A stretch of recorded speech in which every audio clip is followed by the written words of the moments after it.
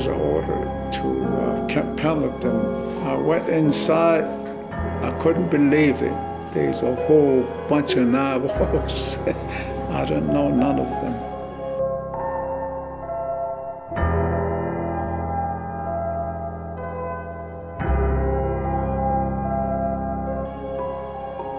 So I asked the Sergeant Benali, I said, I'm in the wrong place, sir.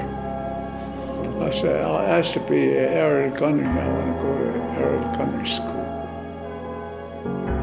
He says, too bad, you're here. This is Code Talker School, and you're Navajo.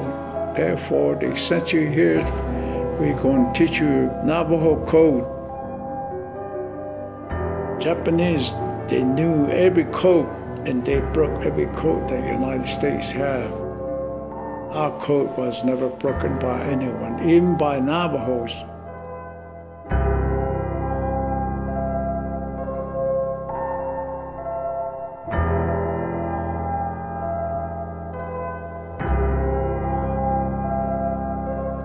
For example, alphabet was the first one that they worked on it. A, Walachi. Next one was Belasana, which means apple. All the way down the line, the letter J is jackass. Tell you, Chucky.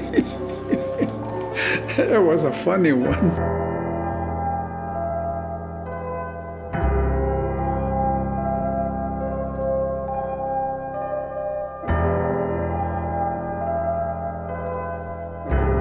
We used Navajo code 100% the first 48 hours. We sent close to 800 messages without a mistake.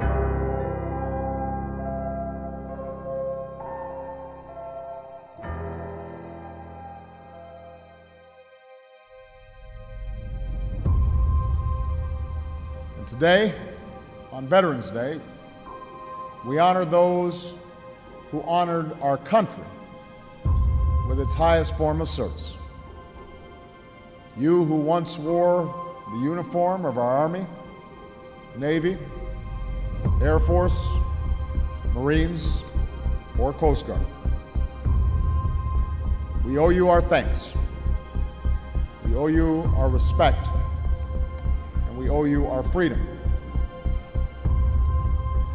We come together to express our profound gratitude for the sacrifices and contributions you and your family made on the battlefield, at home, and at outposts around the world. But America's gratitude to our veterans is something always grounded in something greater than what you did on duty. It's also an appreciation of the example that you continue to set after your service has ended. Your example as citizens. Veterans Day often follows a hard-fought political campaign,